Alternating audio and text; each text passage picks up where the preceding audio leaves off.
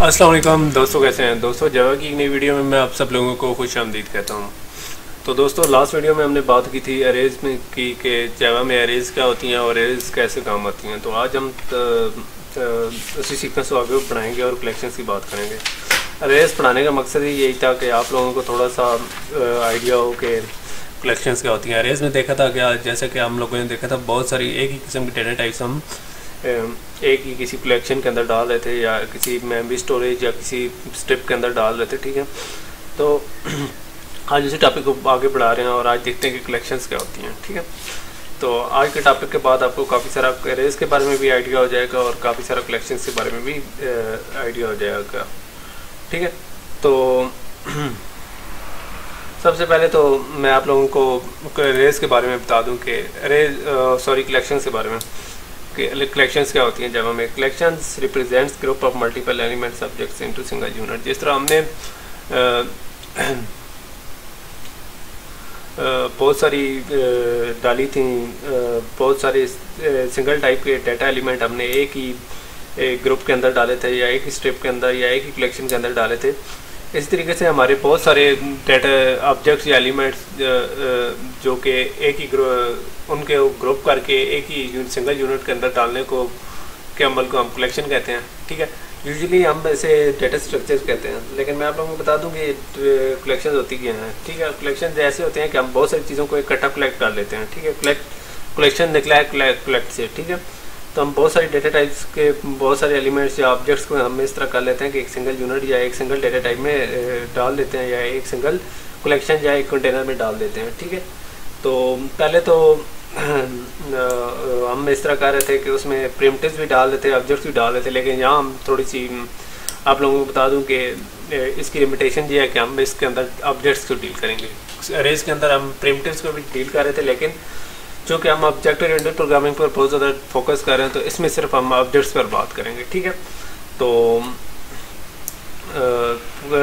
सबसे पहले तो मैं आप लोगों को कलेक्शन का थोड़ा सा ओवरव्यू दे दूं कि कलेक्शन क्या हो सकती है। और कलेक्शन ऐसे हैं कि हमारे पास कलर्स की हम जब कोई ड्राइंग की क्लास में थे तो हमारे पास एक कलर्स की बुक छोटी सी बॉक्स होती थी। ठीक है, जिसके अंदर कलर्स होते थे, तो हम कहते थे ये कलर्स की एक कलेक्शन है। ठीक है, इस तरह आपके घर में एक फ़ोटो फैमिली फ़ोटो है या कुछ इस तरीके से पोर्ट्रेट वगैरह पड़े हुए, तो हम कहेंगे कि ये फैमिली फ़ोटो कलेक्शन है। ठीक है, इसी तरीके से कलेक्शंस की और भी बहुत सारी डेली लाइफ में मिसालें हैं। जैसे कि हम ग्रासरी या सौदा लेने जा रहे होते हैं घर से, तो हमें एक लिस्ट दी जाती है कि यार ये फलां चीज़ें लेकर आनी है, तो वो चीज़ें भी हमारी कलेक्शन होती हैं। ठीक है, इस तरह हमारे टेलीफोन के अंदर नंबर हैं। ठीक है, तो वो टेलीफोन जो एक सीक्वेंस में या किसी तरीके से भी हैं, तो जो टेलीफोन नंबर हैं वो भी एक लिस्ट है, यानी हम उन्हें टेलीफोन लिस्ट या टेलीफोन डायरेक्टरी कहते हैं। ठीक है, तो जैसा कि तो उसमें हम आप लोग देखते होंगे कि डिफरेंट बहुत से किस्म के ऑब्जेक्ट्स हैं या बहुत किस्म के एलिमेंट्स हैं। हमने उनको एक ही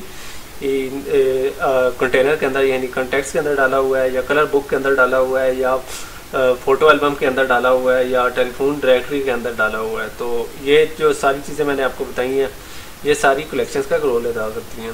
ठीक है, तो कलेक्शंस की एक और उम्दा मिसाल हमारे बहुत सारे फ़ोल्डर हैं, उसके अंदर फाइल्स पड़ी हुई हैं। ठीक है, तो हम फोल्डर के अंदर बहुत सारी फाइल्स रख के बैठे होते हैं।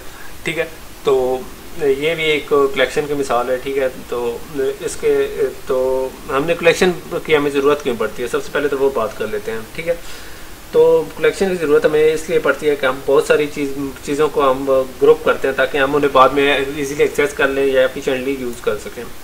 ठीक है, तो इसका यूज़ क्या है। ठीक है, तो इसका यूज़ अमूमन तब होता है जब हमारे पास डेटा डायनामिक होता है। जैसा कि मैंने आप लोगों को बताया था कि इसमें प्रिमिटिव को डील नहीं करते बल्कि हम ऑब्जेक्ट्स को डील करते हैं। जब ऑब्जेक्ट्स को डील करते हैं तो इसका मतलब है कि जहाँ डायनामिक डेटा होगा वहीं ये यूज़ होंगे। ठीक है, तो यहाँ मैं आप लोगों को बताता चलूँ कि कलेक्शंस भी अरेज की तरह एक स्टोरेज स्ट्रक्चर है, लेकिन उसमें थोड़ा डिफरेंट है, तो वो मैं आप लोगों को डिफरेंस दिखा देता हूँ।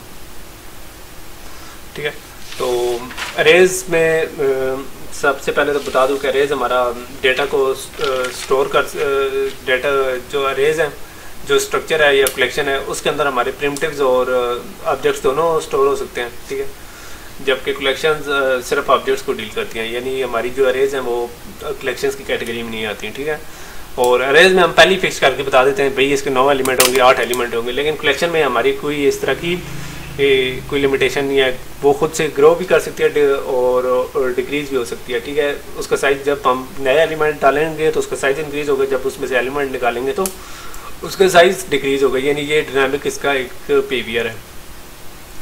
अरेज में सेम टाइप का डेटा स्टोर होता है, लेकिन इस तरह के कलेक्शन में डिफरेंट टाइप का डेटा, जैसे कि डिफरेंट क्लासेस हैं उनके डेटा को वो एज ए ऑब्जेक्ट उसके अंदर डाल रहा होता है, तो वो उसके अंदर तमीज़ नहीं कर सकती कि ये कौन सी टाइप का डेटा आया है या क्या हुआ है। तो उसमें हर होमोजीनियस और हेट्रोजीनियस दोनों किस्म का डेटा होता है। और यहाँ मैं आप लोगों को बताता चलूँ कि लेकिन उसमें प्रिमिटिव्स की ज़्यादा फिर भी नहीं होती, यहाँ मैं आप लोगों को फिर भी बता दूँ, दोबारा रिपीट कर देता हूँ, ठीक है। उसमें जो भी चीज़ जाएगी एज आ ऑब्जेक्ट जाएगी, ठीक है। तो अरेज के अंदर हमें मेथड्स को डिफाइन करने पड़ते हैं प्रिंट कराने के लिए, ऐड करने के लिए, रिमूव करने के लिए, जैसे कि हम चीज़ें इनिशियलाइज कर रहे थे या डाल रहे थे। लेकिन जो हमारी कलेक्शन है उसमें से हम डॉट कलेक्शन के जो भी कलेक्शन है, मतलब लिस्ट है या कुछ भी, उसके बाद हम डॉट डालकर हम उसके अंदर प्रीडिफाइंड मेथड यूज़ करके, जैसे गेट या सेट या सॉरी ऐड, रिमूव वगैरह वगैरह, जो कि मैं आपको नेक्स्ट स्लाइड में ऑपरेशन बताता हूँ। तो वो प्रीडिफाइंड मेथड यूज़ करके हम चीज़ें डाल भी सकते हैं, निकाल भी सकते हैं या उसके ऊपर ऑपरेशन कर सकते हैं, लेकिन अरेज के ऊपर हमें मैनुअली करना पड़ता है, ठीक है। तो वो मेथड मैं आपको बताता हूँ। सबसे पहले जो मेथड है वो कंस्ट्रक्टर है, यानी अगर हम कलेक्शन में कोई चीज़ नहीं डालते तो हमें उसके कंस्ट्रक्टर की मदद से इनिशियलाइज करेंगे। जिस तरीके से हम ऑब्जेक्ट्स को इनिशियलाइज करते थे तो हमारा एक कंस्ट्रक्टर होता था, ठीक है।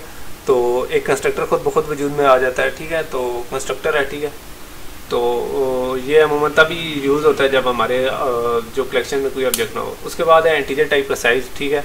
ये मेथड जब हम कॉल करते हैं तो ये हमें उस कलेक्शन का साइज़ बताता है कि इसके अंदर कितने एलिमेंट्स हैं। उसके बाद बुलियन टाइप का है, यानी 1 या 0 में से जवाब आता है। ऐड ऑब्जेक्ट, यानी हम कोई ऑब्जेक्ट इसके अंदर डालते हैं ना, तो वो कलेक्शन के अंदर ऑब्जेक्ट डालकर हमें 1 दे देगा, अगर नहीं डाल सका तो 0 दे देगा, यानी एक हमें प्रॉम्प्ट कर देगा, डेटा टाइप रिटर्न कर देगा। उसके बाद बुलियन है इज एम्प्टी, यानी ये हमें हमारी कलेक्शन को चेक करता है कि हमारी कलेक्शन एम्प्टी है या फिल्ड है, ठीक है। और उसके बाद बुलियन में का एक हमारा मेथड है कंटेन ऑब्जेक्ट, यानी ये सर्च करता है कलेक्शन में ऑब्जेक्ट्स की। और रिमूव ऑब्जेक्ट का भी एक बुलियन टाइप का एक मेथड है जो कि इस तरह करता है, कलेक्शन में से ऑब्जेक्ट्स को रिमूव करता है।